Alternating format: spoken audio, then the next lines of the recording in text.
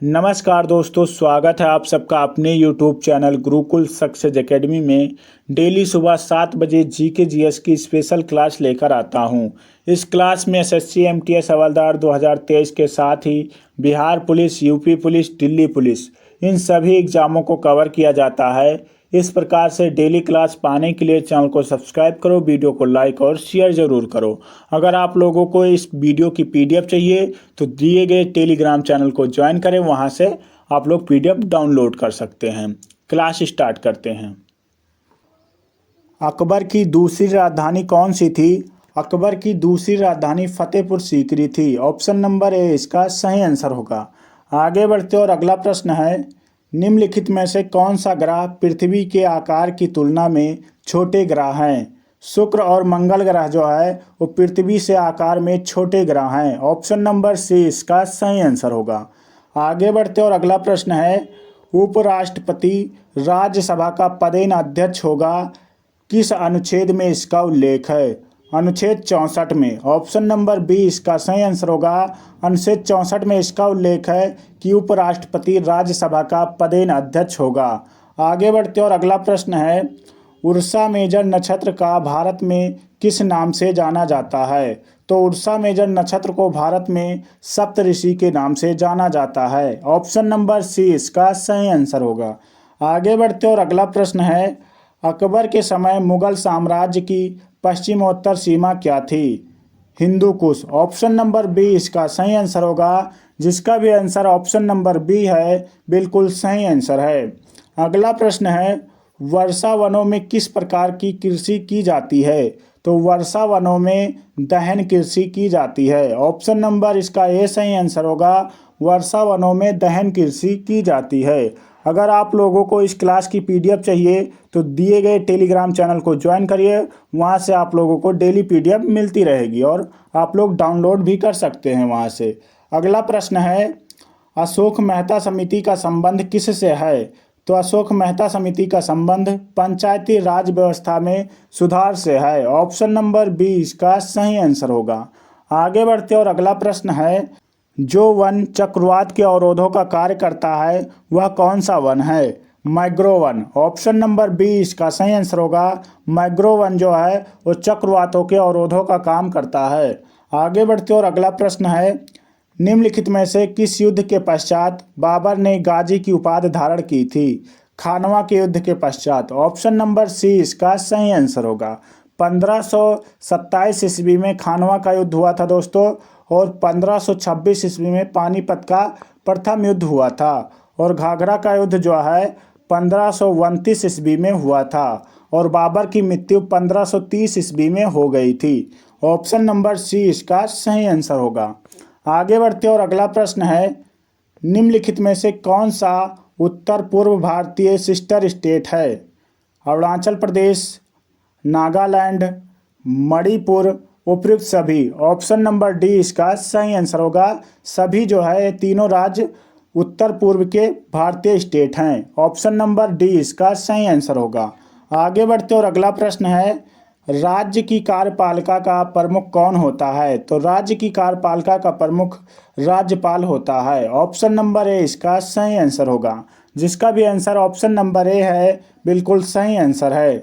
अगला प्रश्न है, बलबन की उपाधि किसने धारण की थी? तो बलबन की उपाधि जो है उलुग खान ने धारण की थी। ऑप्शन नंबर डी इसका सही आंसर होगा। आगे बढ़ते और अगला प्रश्न है, किसी राज्य में विधान परिषद की स्थापना और समाप्ति का उल्लेख किस अनुच्छेद में है? अनुच्छेद 169 में है। ऑप्शन नंबर सी इसका सही आंसर होगा। किसी राज्य में विधान परिषद की स्थापना करना है या समाप्ति करना है, इसका उल्लेख अनुच्छेद 169 में है। ऑप्शन नंबर सी इसका सही आंसर होगा। अगला प्रश्न है, हुमायूं को चौसा के युद्ध में किसने पराजित किया था? शेरशाह सूरी ने। ऑप्शन नंबर सी इसका सही आंसर होगा। हुमायूं को चौसा के युद्ध में शेरशाह सूरी ने पराजित किया था, और चौसा का युद्ध जो है कब हुआ था? तो 1539 ईस्वी में हुआ था। आगे बढ़ते और अगला प्रश्न देखते हैं, भारत के संविधान का कौन सा अनुच्छेद उच्च न्यायालय को रिट जारी करने का अधिकार देता है? तो उच्च न्यायालय को रिट जारी करने का अधिकार अनुच्छेद 226 देता है। ऑप्शन नंबर डी इसका सही आंसर होगा। जिसका भी आंसर ऑप्शन नंबर डी है बिल्कुल सही आंसर है। अगर आप लोगों ने अभी तक वीडियो को लाइक नहीं किया तो प्लीज़ वीडियो को लाइक करिए, चैनल को सब्सक्राइब करिए और वीडियो को दबाकर अपने दोस्तों तक शेयर भी करिए। अगला प्रश्न है, प्रसिद्ध पुस्तक हिंद स्वराज किसने लिखी है? महात्मा गांधी ने। ऑप्शन नंबर बी इसका सही आंसर होगा। प्रसिद्ध पुस्तक हिंद स्वराज महात्मा गांधी ने लिखी है। अगला प्रश्न है, रामायण का अनुवाद फारसी में किसने किया था? तो रामायण का अनुवाद फारसी में बदायूनी ने किया था। ऑप्शन नंबर बी इसका सही आंसर होगा। जिसका भी आंसर ऑप्शन नंबर बी है बिल्कुल सही आंसर है। अगला प्रश्न है, झारखंड राज्य में कौन सा राष्ट्रीय उद्यान स्थित है? बेताल राष्ट्रीय उद्यान झारखंड राज्य में स्थित है। ऑप्शन नंबर सी इसका सही आंसर होगा। वाल्मीकि राष्ट्रीय उद्यान बिहार राज्य में स्थित है और सिमलीपाल राष्ट्रीय उद्यान जो है उड़ीसा राज्य में स्थित है। आगे बढ़ते और अगला प्रश्न है, भारतीय संविधान के अनुच्छेद 61 में किसका उल्लेख है? राष्ट्रपति पर महाभियोग की प्रक्रिया का उल्लेख है। ऑप्शन नंबर सी इसका सही आंसर होगा। आगे बढ़ते और अगला प्रश्न है, खुदीराम बोस ने मुजफ्फरपुर में किंग्स फोर्ट की हत्या का प्रयास किस वर्ष किया था? 1908 में किया था। ऑप्शन नंबर इसका सी सही आंसर होगा। जिसका भी आंसर ऑप्शन नंबर सी है बिल्कुल सही आंसर है। अगला प्रश्न है, कामनी प्रमाण संयंत्र कहाँ पर स्थित है? तमिलनाडु राज्य में स्थित है। ऑप्शन नंबर बी इसका सही आंसर होगा।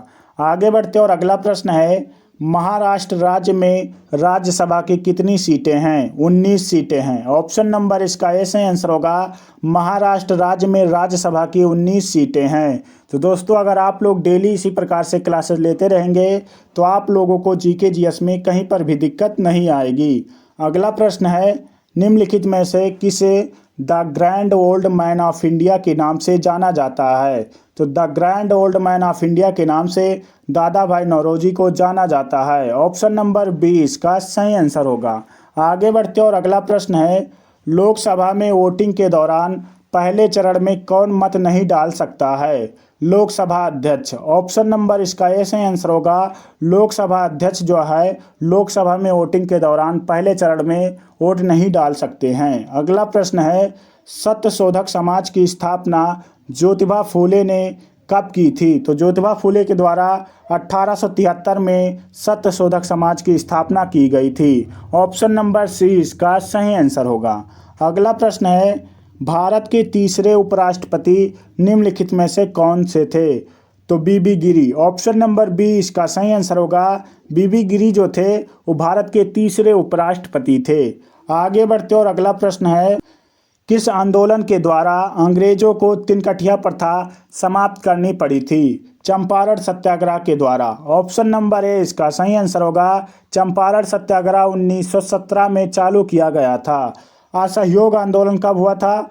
तो असहयोग आंदोलन 1920 ईस्वी में प्रारंभ किया गया था महात्मा गांधी जी के द्वारा।